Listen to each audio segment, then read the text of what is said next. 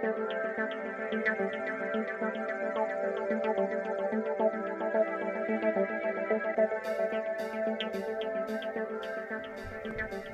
daginn, gaman að sjá okkur öll, þakka kærlega fyrir að Ferðamálastofu að bjóða mér að fá að vera með þetta erindi hérna.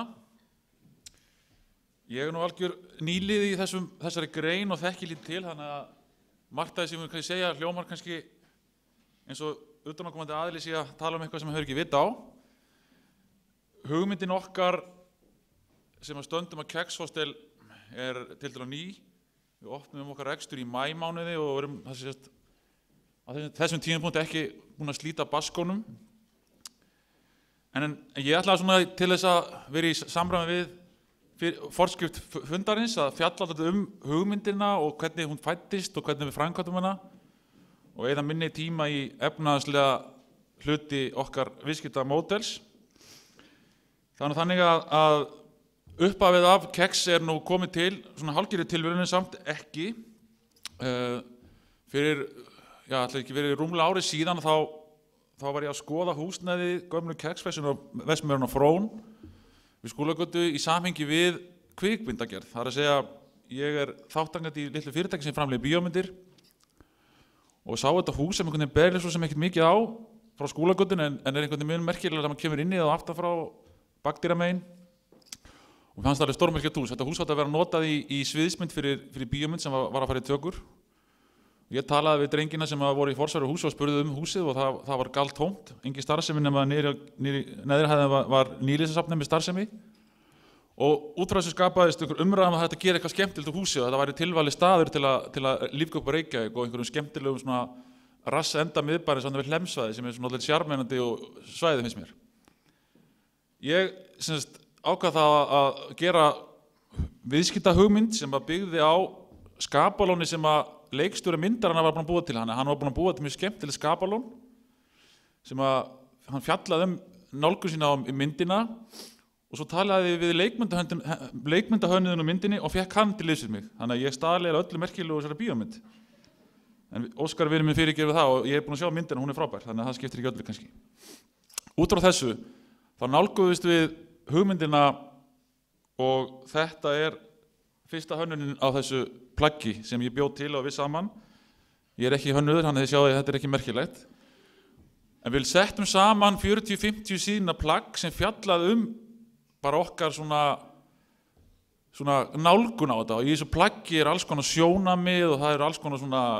aggressív umræðu hvernig við viljum gera þetta og lýsum í orði og í myndum stemmingunni. Og okkar fyrsta nálgun var að við viljum búa til stað sem skemmtilegt að vera á. Það oftast ekki droslega gaman að vera á hótelum. Og hostelið og rekstramódelið kom langt á eftir. Í þessu plaggi, eins og að sjáu þau fyrstskriftirna þegar gistihúsin í Reykjavík losnuðu við plebbana, alls konar svona nálgun sem markast af því að við ætlum á þennan mark og ætlum að tala við þessa aðila og sjá hvernig þeir vilja koma til okkar. Með fullri virðingu öllu öðru og við höfum enga reynslu á að byggja. Hópurinn sem stóð að þessu við erum æskuvinir, ég, Dagur og Pétur og ég einhvern veginn valdist í þetta endalaust einhverju frægir handbolta og fótboltabuff en þeir höfðu mikið til að leggja og þeirra svona nálgun var einhvern veginn að styðja við þessa hugmyndi sem við komum með og þetta til dæmis það sem við lögum til grundvallar. Í moodboardinu sem var að tala hérna áðan væri mikilvægt að hafa, þar voru hlutir eins og Paul Weller, Bruce Springsteen, reiðhjól, strigaskór, ekkert endilega talað annað en bara atmóið, staðir sem að við höfum verið á eða ekki verið á. Mikið talað rakstur, þó að ég berið þess ekki merkið þessi áhugaður rakstur, þá fannst mér það svona merkilegt, karlægt einhvern veginn svona, mér fannst alltaf einhvern veginn að ég var rakarastofur inn á öllum hótelum og þess vegna rakarastofa inn á Kexi. Og við einhvern veginn hugsaðum okkur húsið ætti að njóta sín, allt í hönninni, engin afsláttur gefin að því og það var ákveðnar reglur settar. Það mátti alls ekki tala samspil ljós og skugga, það mátti ekki taka niður loftin, það mátti ekki breyta neinu sem var fyrir. Ef það kom verkfræðingurinn í húsið mátti berja hann því hann kostaði bara peninga.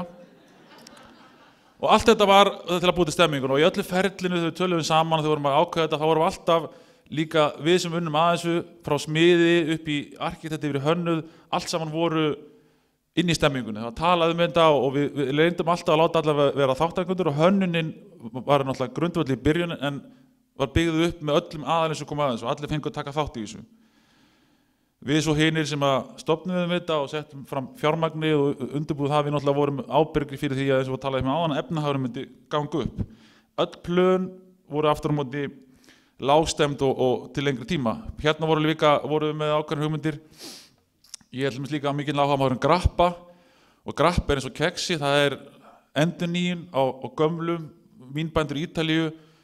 nota það sem kemur af víninu til að búa til og nú grappa eins og stendur í þessari bók sem ég á, grappa sem frábærlega skemmtileg, að grappa kemur einhvern veginn bara af þeirri nauðsyn að nýta hráefni sem verður afgangs en núna grappa sett á stall með flottustu vínum í heimi og flottustu börum en upp að grappa kemur frá bændunum og nýtingunni. Kaffihúsið, fatnaður, allt þetta, tónlist, leiklist og hvað það var. Og svo þessi stemming sem við ákváðum og þetta svona lítur þetta út hjá okkur í dag. Þetta Sæmundur í Sparifötunum, heitir veitingastaðurinn sem líka skírskotin í söguna, virðingu fyrir húsinu, hvar var þarna og þau komin í húsið og enn sumstaðar kekslykt inni, svona smjör og vanulykt. Við héldum öll upprunalega og riðum allt niður, tókum allt og lendum allt skína. Og til þess að ná þessari stemmingu vegna þess að góði hirðirinn var einu sinni fullur á dóti, nú var hann bara tómur og einhvern veginn var ekki til allt þetta efni. Þá fórum við með okkar hönnuðum sem að Hálfdán Petersen leikmyndahönnuður og konan hans, Sara, fóru til Pittsburgh og Ohio og þetta stílbelt og þetta industrial gamla svæði sem yfirgefnar verksmiðjur og flóamarkaðir og hverju horni og keyrðum Bandaríkin í 10 daga og sankuðu þessi drasli út allt. Og alveg yndislega og fallegu drasli 100 ára gömlum rakarastól eða 70 ára gömlum rakarastól og bara stólum og ljósum og þetta var unnið allt út frá því að það var gamalt og endurnýtt. Við fórum líka til Berlínar, fundum þar dót og í þessari hönnun, það sem við ræddum öllum tímapunkti, þá er engin afsláttur gefin á smáatriðum. Við látum allt sem við þið sjáum hérna, það nú gaman að þessi, hérna Pétur á barnum, hérna Pétur í símanum, það ekki hægt að vinna með svo fótboltabuffum, þeir gera ekki neitt maður. Allt í hönnuninni hafði tilgang. Tónlistin var hugsuð og niður þaula. Tónlistin átti að vera vínill, brakandi, gamall vínill, gamall blues, gamall jazz, allt í fatnaðanum, allt í framsetningum borðbúnaða, upp á herbyggjum ullartepp á rúmunum, þykkar dýnur, allstaðar við að tala fyrir fólki að við séum að vanda okkur og allt liggur í smáatriðum. Við notum blýant, ekki penna og því ég gengum að dag þá ég alltaf að minna fólk á að kenna okkar fólki hvernig við að hafa okkur. Við teljum að þetta skili sér. Við fórum og eyddum miklu tími að hugsa matinn, barinn, einfaldan, reyna að hafa hann hagkvæman en allt með virðingu fyrir góðum gæða mat, gæða framsýninguna á drykkjum. Að það ákveðu það að nálgast það þannig að eins og bjórmenningin, við ætlum að vera með bjórmenninguna, halda henni lifandi, við ætlum að vera með mat sem að kallast gastropub, krá, tavern og þarna voru líka ákveðin listamenn komnir til sögunar, kokkar og aðrir sem komum með okkur í þetta og enn og aftur að þá var þetta ekki gert bara til þess að selja kúnunum okkar bjór eða gefa honum serjós á morgnana heldur byggt upp til lengri tíma hugsað fyrir öllu í því. Allt sem við vildum hafa í keksinu sem mætti okkar gestum miðast við það að hann væri náttúrulega líða vel við eins og séu góða dýnur en hönnunin á rýmunu var náttúrulega ákveðna áskorun vegna þess að þarna var bara gömul verksmiðja galtómt, það var engir ofnar í húsinu allt hitað með einhverjum bakarofnum þannig að skipulaði einhverju markaðist aðeins af því að hvernig húsið var þess vegna var þetta hostel til að hafa baðherbyggjan á réttu stöðum en enga síður, það sem gesturinn út af fyrir sig upp í herbyggjum, það líka smáatir, það lítið ljósmyndasýninguna herbyggjum, það bækur upp í hans eldhúsi og allt hugsað út frá því að honum líði eins og við séum að fylgjast með þeim smáatirnum sem þarna eru. Það sem gerði svo í kjölfarið varðandi svona markasetninguna þess að við náttúrulega vorum bæði kunnum ekki að það marka komum seint inn á hann og þurftum að ná einhvern veginn sumrunu þó hafi nú verið ekki háleit markmendilega fyrir sumarið að það hugsaðum við okkur ef þetta svona sjálfsbrottið og við ætlum að láta fólkið okkar sem kemur til okkar, það sem við sögðum í plagginu, við viljum að kúnin okkar upplifa þetta, við tölum að við værum social hostel, við tölum að við værum svona við forðumst að nota svona einhver klísjóra sem eitthvað bútík og álíka heldur við í okkar heimasíðu og okkar markaðssetni tölum við ekki stemminguna en aftur á móti gaman að segja frá því að plaggi sem var búið til fyrir rúmlega ári síðan hægt að finna setningar sem við vildum hafa í stemmingunni sem kúnin okkar að tala einhvers staðar annars staðar, segir ég upplifði þetta þarna en samt stendur það ekki neins staðar, heldur það bara þarna og annað sem gekk mjög vel upp fannst okkur að það trúði enginn okkar erlendu gestum reyndar að opnum við þegar það var ekki tilbúð tímabili í maí voru bara iðnaðarmenn jafn margir húsin og gestir það er svo dálítið íslenska leiðin að þeir trúði enginn að við varum bara að opna fyrir nokkur vikum og við einhvern veginn náðum að bera inn stemmingu með náttúrulega möblunum og útlitinu og þeir sem unnu að þessu og það líka skipti miklu máli og í markaðssetningunni þá var tvennt sem við lögðum til grundvallar að auglýsa ekki neitt við erum búin að gera eina auglýsingu og hún fer í Greipvæn núna í kringum Airways og við þurftum að auglýsa þar það er að segja að láta orðspori berast og byggja upp orðspor til lengri tíma vegna þess að við upplifum þannig að okkar kúnnar okkar markhópur er mjög upplýstur og hann lætur ekkert bjóða sig hvað sem og hann mjög kvikur að bregðast við þannig að allt í einu fóru okkar gestir að tala við okkur og segja ég frétti þetta, ég las þetta þarna og við vorum svona að fá alls konar upplýsingur um það hvernig þeir komast til yfir okkur koma til okkar og gista og það er líka gaman að segja frá því að við fengum við reynda með 2 hótelherbyggi með 2 manna herbyggi, 4 manna, 6 10 og 16 manna herbyggi hótelherbyggi og 16 manna herbyggi vinsælustu herbyggin þannig að við erum með mjög blandaðan markhóp og svona áskorun kannski hvernig það færi saman það hefði gengið mjög vel en við upplifum þannig að hluta okkar kúnnum sem að gista í koju sem kostar kannski 5.000 kall nóttin hann með ferðartösku og kaupir sér skó í krónkrón eða leiðis í bílabili þannig að við erum að fá ferðalanga sem að vilja koma og skoða og þessi ferðalangar kannski að lesa þetta í einhverjum erlendi fjölmiðlum við höfum til dæmis lagt okkur fram með það að taka á móti blaðamönnum en þeir hafa allir komið að sjálfstæðum og þeir hafa ákveðið að koma til okkar eða fjalla um okkur og það heldur við nýtt okkur vel og það hefur komið sér til að við fáum athygli og vonandi verður nú ekki eingöngu fyrir það að hafa opnu heldur til þess að vera áfram og halda stemmingunni og það sem skiptir þá líka máli að því núna er náttúrulega áskorun að hvernig við erum kannski einhverju leyti í stemmingunni núna, nú viljum við sjá fram á það hvernig við höldum áfram byggjum og þá höfum við lagt til grundvallar og allt sem við hefum gert við unnum með auglýsingastofu varðandi útlitið eins og logoið, kexlogóið að við fórum og fengum vísun í leturgerðir 8 mismunandi leturgerðir og settum saman vísun í fiskikör eða gamla mokka eða eitthvað og já, fyrir ekki, hérna svo það sem við verðum að vinna með líka í markaðssetningunni, klára það fyrir ekki að við höfum verið að fá samstarfsaðila, þannig að í okkar markaðssetningu þá vinnum við með aðilum til að setja upp happenings eða einhverja viðburði og styðjum við það og við teljum að eins og þessu tilfelli erum við að klára núna að undirbúa Airways og við vorum með Reykjavík Music Mess og alls konar riff var að klárast og þetta virkar mjög vel til þess að fá það markhóp inn og heimsókn frá þeim aðilum sem við teljum að hjálpa okkur að bera út orðspor okkar og svo höfum við líka lagt mikið ást á það við vorum til dæmis í gær að opna Oktoberfest og þetta snýst allt það eins og þið vitið að búa til meiri athygli, fá gestir til að koma þegar kannski færi á landinu og þetta byggir á því að í þessu eins og þessu happenings hérna þar sem við erum með viku Oktoberfest að þá leggjum okkur fram með að undirbúa okkur vel og teljum að með svona hlutum eins og að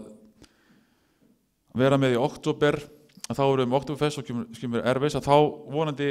eru gestirnir að koma til landsins líka til þess að upplifa eitthvað annað en bara að fljúga til Reykjavíkur og við náttúrulega lítum svo á að við erum að selja Reykjavík, við erum social hostel í Reykjavík, við erum postkort að Reykjavík og við viljum að Reykjavík sé að vaxa á dafna sem ferðamannastaður að því okkar nálgun er að hafa gestina hjá okkur við upplifunni sé að hann sé á staðnum og komi og drekki okkar bjór og borða okkar mat en auðvitað er stórt vægi í því að flestir þessum okkar gestum eru náttúrulega að koma til Íslands og heimsækja Ísland og eru á Íslandi til þess að skoða það sem Ísland hefur upp að bjóða en þess vegna erum við uppteknir af því að horfa á veturinn og undirbúa veturinn með það fyrir augum að fá helgarferðamennina til okkar og þetta er enn og aftur erum við að hanna og útbúa hlutina þannig að það sé mikið í þá lagt og við sjáum fyrir okkur, núna erum við að fara að undirbúa til dæmis matur og djass og við erum að undirbúa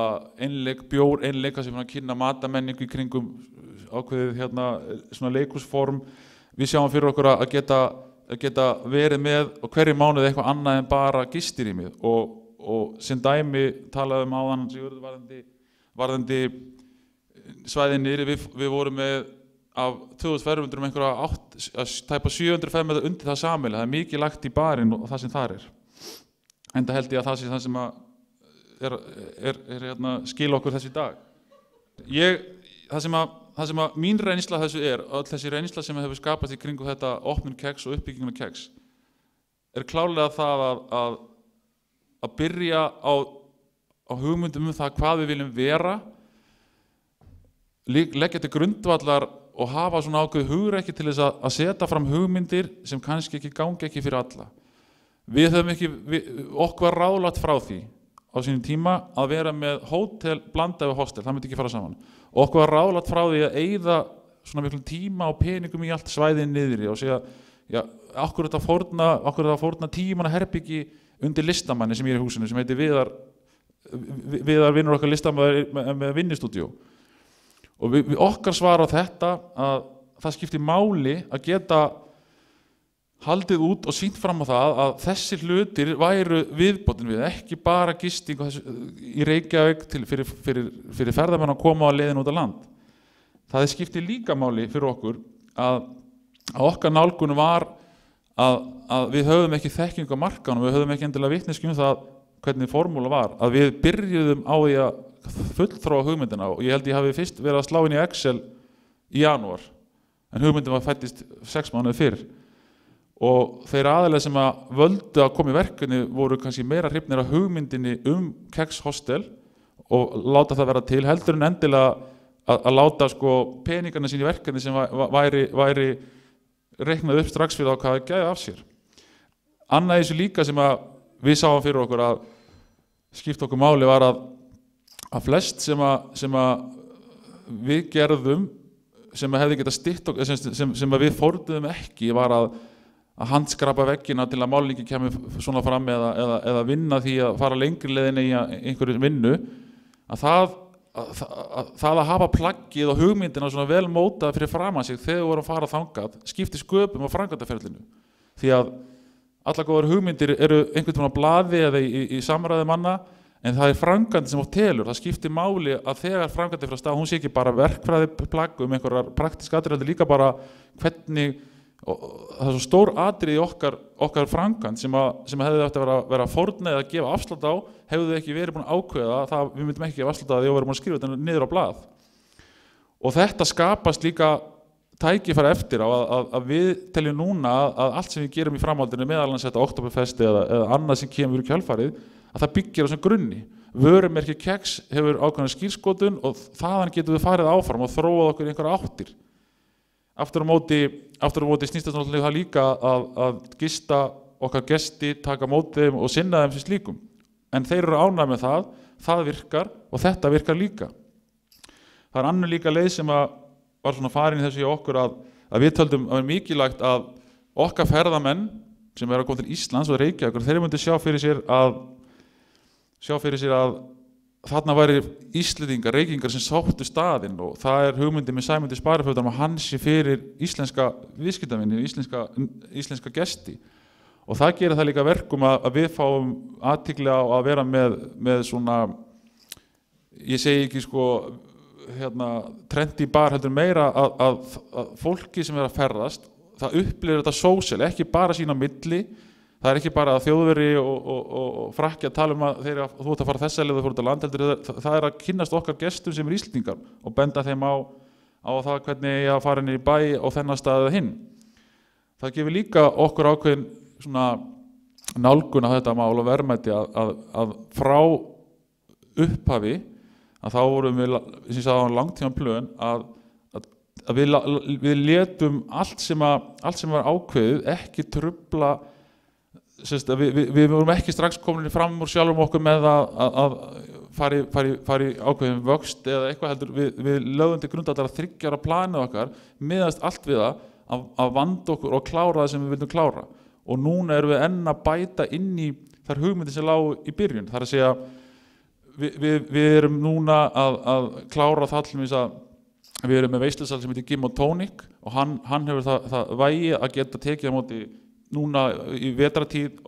erlendum gestum sem eru að koma og halda fyrirlestra annað en hann líka vægi sem bara sýningarsalur þar eru inni myndasýningar, þar eru inni danssýningar og fleira og þessi svona flóra og ég held að í framtíðinni að við höfum svona reynt að blanda okkur saman við listina, skapandi greinar og í framtíðinni til að við verðum ekki bara gerdagsfréttir að þá erum við með þá dýnamík sem skapandi greinar og skapandi aðilar búa yfir og koma með samstarfi og nálgun við þessa aðila. Það að segja, eftir 5 ára að þá erum við vonandi ennþá á tánum með það hvað að gerast, hvað fólk að segja í gegnum samstarfi við dansfestival eða jazzháttíðir eða Reykjavík Airwaves, Iceland Airwaves eða því tengdu. Og það líka annað í þessu sem ég held að skipti máli það að í þessum nýja veruleika sem að ég upplifi núna að gestirnir okkar og gestirnir sem heimsækja Ísland og Reykjavík þeir eru eins og sagðan upplýstir og fylgjast vel með og það auðvelt að koma núna skilaboð til þeirra með skömmum fyrirvara og senda þeim upplýsingar hvað nýtt að gerast en það líka aftur á móti ef ekki vel gert að þá mun það fréttast og við höfum svo sem alveg fengið finna fyrir því að það sem hefur upp að vanta hjá okkur strax komið á staðum að þetta sé ekki í lagi og það mjög jákvætt og dýnamíkin hjálpar til að vera á tánum. Til að loka þess aðeins og á þeirri yfirskrift sem þetta ferðamálaþing hefur þá held ég að hluti af svona uppafs góða árangri í Kex Hostel og okkur við einhvern veginn höfum náð að fanga allavega þessa gestir sem komu til okkar í sumar og eru að koma til okkar núna og svona athygli í kringum það sem við erum að gera kemur náttúrulega auðvitað erum við á vaxandi markaði og við njótum náttúrulega góðs að þeirri grunnvinnu og þeirri uppbyggingu sem átti stað en enga síður með háleit markmið og framtíð sínum að stækka hér og Ísland sem ferðamannaland að þá skiptir máli að bjóða upp og halda áfram að þróa sig og vera fylgjast með því sem að gerast en það klárlega Kex Hostel klárlega dæmis það sem að samspil viðskiptamódels og skapandi greina mætast og leggja til grundvallar hugmynd sem hefur náttúrulega eins og Sigurður benti á áðan efnahagslegan ávinning fyrir þá sem leggja sig fram þar en býður líka upp á að þarna einhver valkostur sem hefur meira fram að færa en kojur fyrir ferðamenn og sængur. Með þessu sögðu þá held ég að við erum með ákveðna forskrift að því hvernig við sjáum þetta fyrir okkur eiga að vera gert og það hefur eiginlega hjálpað okkur mikið að hafa þessa eins og tala áðan með ljósmyndir, hönnun á útliti, vörumerki, allt þetta hefur sinn tilgang og uppbyggingu og ég held að það skili sér og við erum svona eins og staðan núna þá teljum við að skjalið sem fæddist í fyrra sumar hafi fæðst í formi rekstursins á Kex Hostel og Sæmunds í Sparifötunum og hefur náð ákveðni fótfestu hvað það varðar að þarna virka hlutinir, þarna ganga hlutinir saman, þar að segja að vera með skapandi hugsun og hugsa út fyrir ramman og kannski var það einhverju leyti okkar svona kostur að vita ekki neitt ferðamál og hafa aldrei verið á þeim markað og þekkja það ekki vel. En þetta sannarlega áhugaverð grein að starfa í og mikið framundan og ánægjulegt að heyra hvernig allir ætla að setja allt á flegi ferð fyrir næstu þennan vetur og komandi misseri. Ég vil bara ítreka þakka fyrir að fá að standa hérna og segja ykkur aðeins frá þessu og loka á þessu sem kom hérna áðan.